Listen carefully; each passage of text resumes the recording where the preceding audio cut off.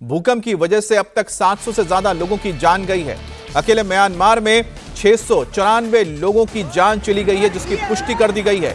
अमेरिकी एजेंसी की माने तो म्यांमार में मौत का आंकड़ा 10,000 से ज्यादा हो सकता है। अमेरिकी एजेंसी के मुताबिक म्यांमार में शुक्रवार को जो 7.7 तीव्रता का भूकंप आया था, उसके बाद 14 आफ्टर शॉक्स आए हैं। हालांकि इसमें ज्यादातर की तीव्रता 5 से कम ही थी। तो ये तस्वीर आप देख रहे हैं बैंकॉक की, जहां पर 30 मंजिला एक इमारत भर भराकर जमींदोज हो गई।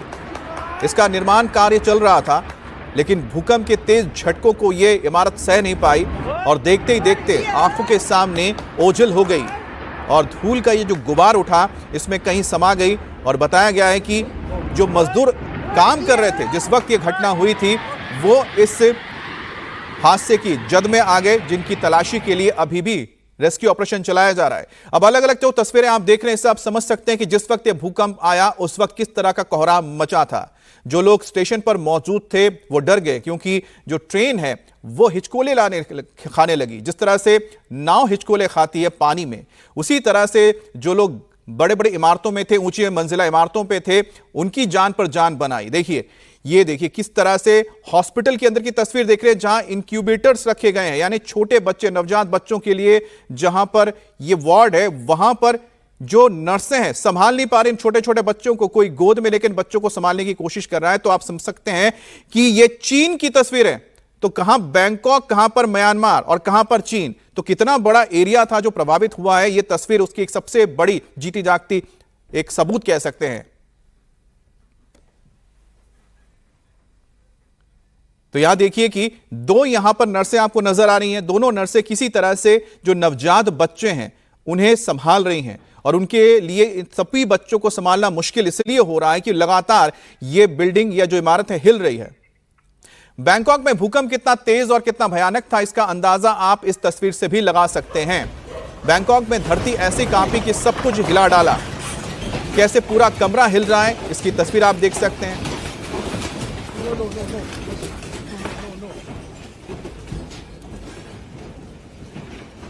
कमरे में रखा जो सामान है पूरा बिखर जाता है। अलमारियों से चीजें नीचे जमीन पर गिरने लगती हैं। और दूसरी तरफ आप देखिए जो लोग छत पर मौजूद थे, क्योंकि जो स्काई बार्स हम कहते हैं कि छत पर, यानी करीब करीब 50, 60, 70 मंजिला इमारत के ऊपर जो रेस्टोरेंट बनाए जाते हैं, वहां पर लोग मौजूद थे। यहां पर आप देख सकते हैं काउंटर भी बना हुआ है, और इतनी तेजी से झटके लगे इस इमारत को कि वहां मौजूद लोग नीचे गिर गए। लोगों की जान खतरे में आ गई, लेकिन कुछ लोग थे जो बैठकर बस भगवान से दुआएं कर रहे होंगे कि किसी तरह से वो बच जाएं। और पीछे जो व्यक्ति ये बना रहा है वीडियो, वो बता रहा है कि हम इस वक्त इमारत के टॉप पर है, जहां पर इस वक्त तेज भूकंप के झटके महसूस किए जा रहे हैं। On the top of Mahanakan and there's an earthquake. There's an earthquake. Earthquake on the top of Mahanakan. और यहाँ पर एक ट्रॉली आप देखिए किस तरह से ट्रॉली आगे पीछे होते हुए नजर आ रही है। एक बार फिर से देखिए, ये कमरा है किसी का। इस कमरे के अंदर जो मौजूद था उसने ये तस्वीर बनाई है, और पूरी उसकी इमारत देखिए किस तरह से तेजी से झकझोरने वाला ये वीडियो। लेकिन जब ये भूकंप आया तो आप देखिए कि ये जो बहुमंजिला इमारत है, दोनों तिनके की तरह हिलने लगे। और जब हिलने लगे तो उसके ऊपर जो ब्रिज एक बना हुआ था, फुट ब्रिज आप जिसे कह सकते हैं लोगों के आने जाने के लिए, वो अलग हो जाता है। अलग होने के बाद उसका एक बड़ा सा हिस्सा नीचे गिर जाता है। तो आप समझिए कि आखिरकार जो इतनी मजबूत इमारतें हैं, एक पुल बनाया गया है जिससे कि आप एक इमारत से दूसरी इमारत में जा सकें, वो ही अलग हो जाता है। मतलब जो इमारत है कितनी तेजी से दाएं और बाएं आगे पीछे हिलता हुआ नजर आ रहा है। थाईलैंड में जब भूकंप आया तो आपने हाई राइज बिल्डिंग की छत पर छलकते हुए स्विमिंग पूल देखे, लेकिन एक लंबी ऊंची बिल्डिंग कितनी भूकंप में लहरा सकती है उसका अंदाजा आप इससे लगा सकते हैं।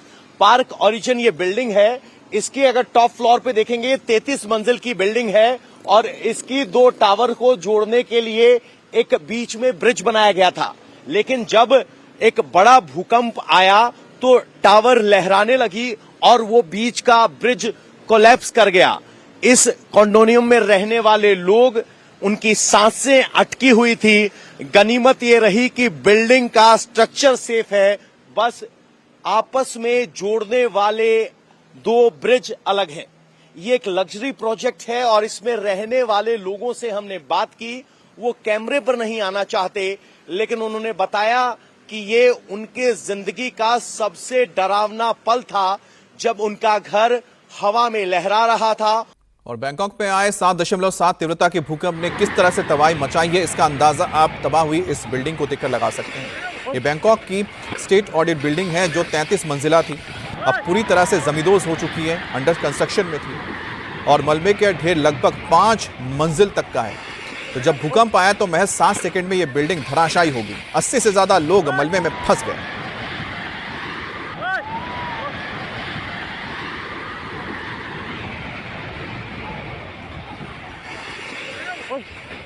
भूकंप के बाद इमरजेंसी को डिक्लेयर किया गया है। यहां आप देखेंगे तो आर्मी को बुलाया गया है। आर्मी के जवान यहां बड़े एक्सक्वेटर्स लेकर पहुंचे हैं। ये वो कटिंग आर्म है जो बड़े बड़े पिलर्स को बड़ी आसानी के साथ काट सकती है और अब ये बड़े इक्विपमेंट यहां पहुंचे हैं। एक के बाद एक यहां आर्मी के जवान पहुंच रहे हैं लेटेस्ट इक्विपमेंट लेकर। आप सामने देखेंगे तो आपको लाइट्स के साथ आर्मी की गाड़ियां यहां मौके पर पहुंचती हुई दिखाई देंगी। आर्मी की गाड़ी के पीछे आपको एक बड़ी क्रेन दिखाई दे रही है, यानी बड़े स्तर पर मोबिलाइज किया जा रहा है रिसोर्सेज को और आर्मी ने अब इस ऑपरेशन को अपने कंट्रोल में ले लिया है। तो वो बड़ी क्रेन आई है जिसका काम होगा इन पिलर्स को हटाना। यहां आर्मी की medic team, nurse team, logistic team यहां मौजूद है और पुलिस की टीम अगुवाई करते हुए आई है। सामने आप देखेंगे तो आर्मी की गाड़ी है और उस बड़ी क्रेन को बुलाने के लिए यहां कोशिशें की जा रही हैं। एक के बाद एक बड़ी क्रेन यहां पहुंची हुई है। सबसे बड़ी बात यह है कि 33 मंजिल की इमारत अगर गिर जाए तो उसके मलबे को हटाना एक बड़ी चुनौती है और ये दौड़ वक्त के खिलाफ है, क्योंकि अगर किसी के अंदर बचने की संभावना है तो वो संभावना वक्त के साथ, हर क्षण के साथ कम होती जा रही है। और अब उन बड़ी क्रेन्स को यहाँ 200 ton. 200 ton. Yeah, 200 tons. Okay. Yeah, So what's the plan now? yeah. What is the plan? Zoom line. Zoom line की ये बता रहे हैं कि एक बड़ी क्रेन को बुलाया गया है, यानी पिलर कटर, एक्सक्वेटर, उसके बाद ये बड़ी क्रेन और आर्मी इस पूरे ऑपरेशन को ले रही है। एक के बाद एक अलग अलग इक्विपमेंट यहाँ पर आ रहे हैं और यहाँ पर बाकी सभी व्यवस्थाएं देखी जा रही हैं। लेकिन जितने बड़े ये आपको इक्विपमेंट नजर आ रहे हैं, उतनी ही बड़ी चुनौती यहाँ आपको मलबे में दिखाई देगी।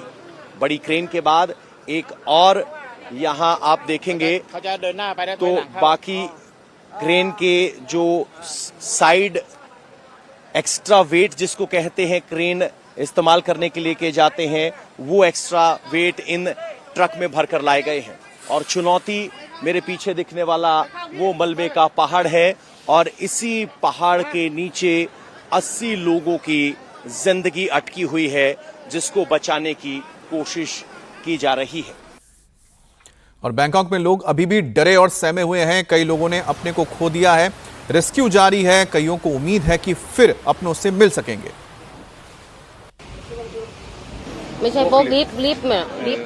तो फॉक लिफ्ट में काम करती हैं, सिर्फ इतना ही बता पा रहे हैं क्योंकि भाषा यहाँ एक बैरियर है। थाई बोली जाती है, हम थाई नहीं जानते, लेकिन इनकी निगाहें लगातार वहाँ टिकी हुई हैं जहाँ एक्सक्वेशन काम चल रहा है। और जैसे ही ये बड़ी बड़ी मशीनें यहाँ पर आपको मूव करती हुई दिखाई देंगी, इनकी उम्मीदें बढ़ जाती हैं कि काश हो सकता है कि इस एक्शन के बाद या इस स्लैब को हटाए जाने के बाद ऐसा कुछ हो कि इनके जानने वाले परिवार वाले इस मलबे से निकलकर बाहर आएं। और इसी उम्मीद में लगातार सूजी हुई आंखों के साथ परिवारजन यहां नजर बनाए हुए हैं। इस पूरे ऑपरेशन पर ड्रोन से नजर रखी जा रही है और अब इस बड़ी बैरियर पिलर कटर मशीन को लाया गया है, जिसका मकसद ये है कि जल्दी से जल्दी बड़े से बड़े स्लैब को यहां काट कर हटाया जा सके। लेकिन बीतते वक्त के साथ आंखें सूखती जा रही हैं, सब्र टूटता जा रहा है।